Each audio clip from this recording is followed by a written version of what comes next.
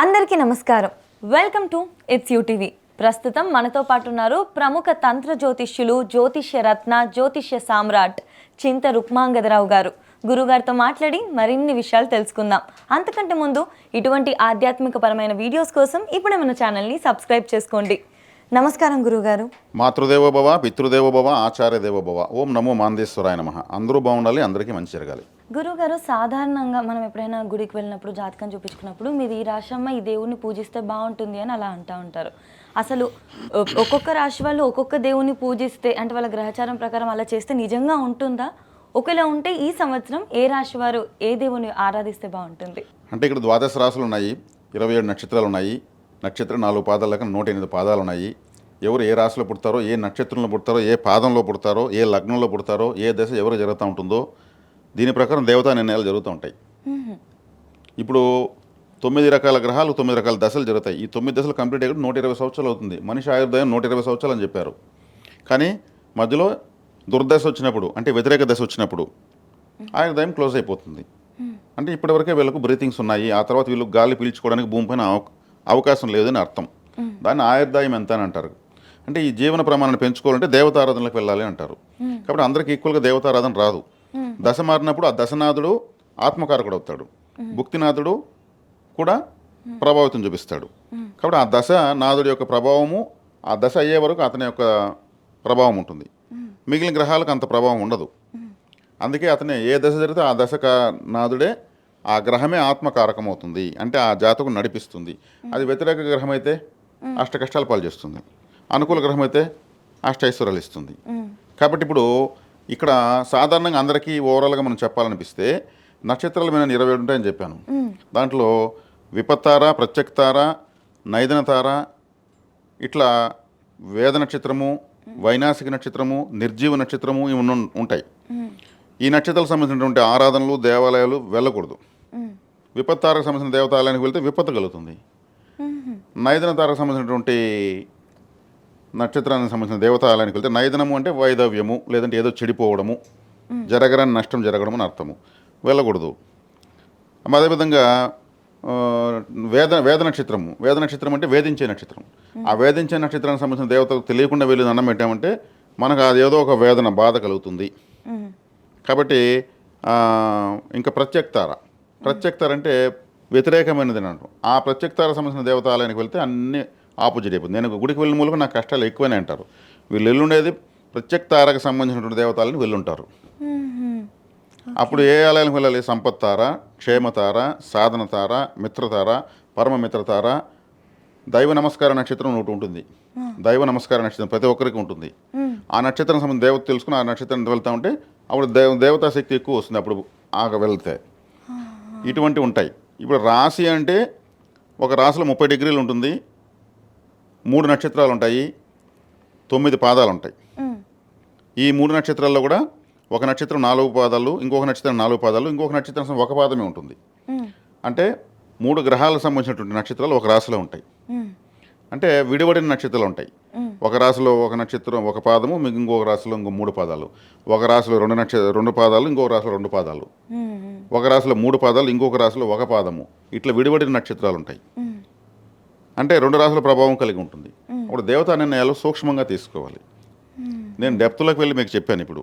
ఇప్పుడు జనరల్గా తీసుకుంటే ప్రతి రాశి వాళ్ళు ఏ దేవతను ఆరాధించుకుంటే అంటే తమకు 2వ రాశి, వెనుకున్న రాశి. ఇక ధనుసు రాశి వాళ్ళు, ధనుసు రాశి అంటే 2వ ఇల్లు మకరము, ఇటువైపు ఉన్నది వృశ్చికము. వృశ్చికం అంటే ఇప్పుడు మనం మాట్లాడుకున్నాం.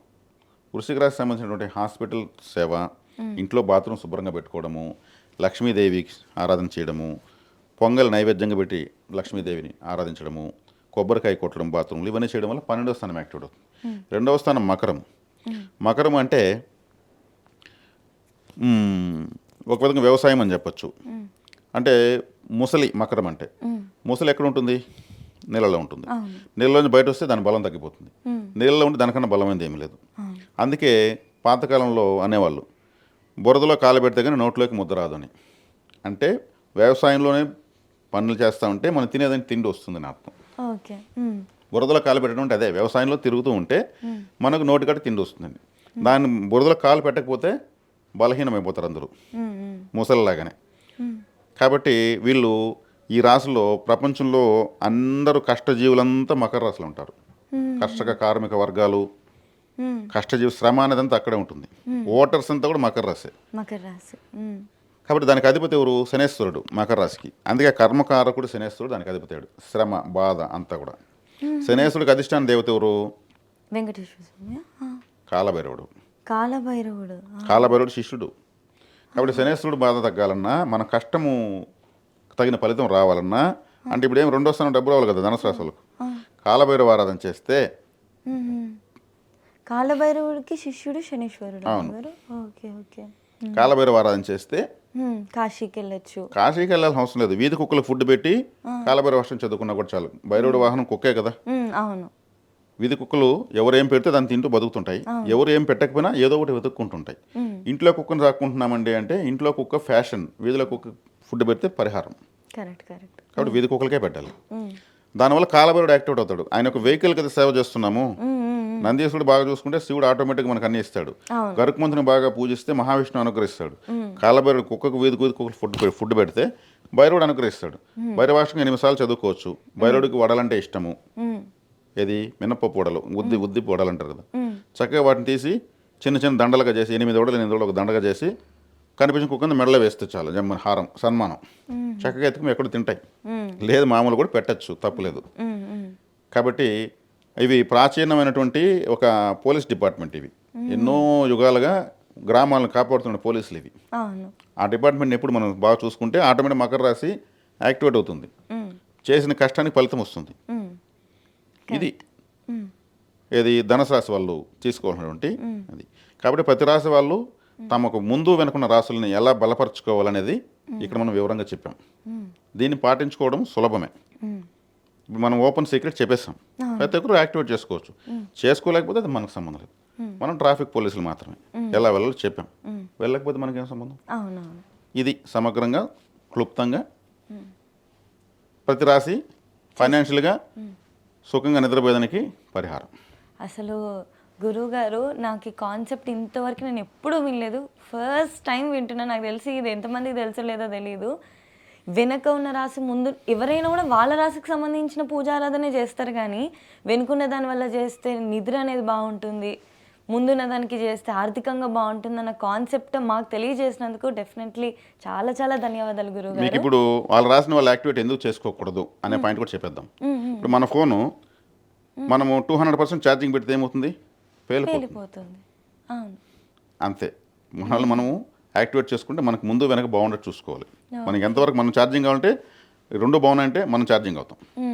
మనం ఛార్జింగ్ పెట్టుకునే సిస్టమే ఇటు. ఇంకొక విషయం ఏంటంటే మీరు నేను అడిగినప్పుడు క్వశ్చన్ పూజారాధన అంటే ఈ హోమాలు చేయండి, పూజలు చేయండి, ఇవి చేయండి, అవి చేయండి అని చెప్తారు అని అనుకుంటే మీరు చెప్పిందల్లా మీరు ఒక 10 చెప్పారనుకోండి, 10లో 8 డొనేషన్సే ఉన్నాయి. అది కూడా ఎవరికి? చాలా పూర్ పీపుల్కి, గవర్నమెంట్ దగ్గర ఉన్న వాళ్ళకి, కాలేజెస్లో చదివే వాళ్ళకి. అది అసలు రాశులకి జాతకాలకి వీటి ఏటికి సంబంధం లేకపోయినా ఎంత మంచి పని అది సమాజానికి.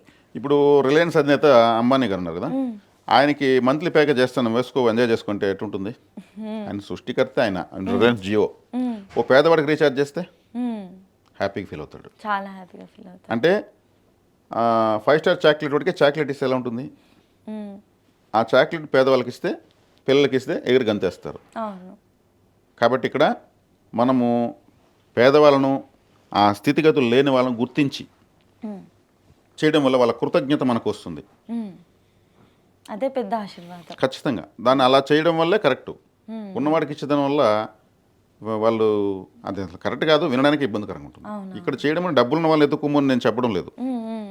స్థితిగతులు ఉన్న వాళ్ళకి ఇమ్మంటడం లేదు, లేని వాళ్ళకి ఇమ్మంటున్నాను. శక్తి కొలది ఇమ్మంటున్నాను. అది ఎక్కడ ఇవ్వాలో, ఎలా ఇవ్వాలో అలా ఇమ్మంటున్నాను. ఆలోచించి మన స్తోమతకి తగ్గట్టు ఎంత. దీనివల్ల ప్లానెట్స్ యాక్టివేట్ అవుతాయి ఖచ్చితంగా. అందుకే మానవ సేవే మాధవ సేవ అన్నారు. ఖచ్చితంగా గురుగారు చాలా మంచి విషయాలు చెప్పారు. ధన్యవాదాలు.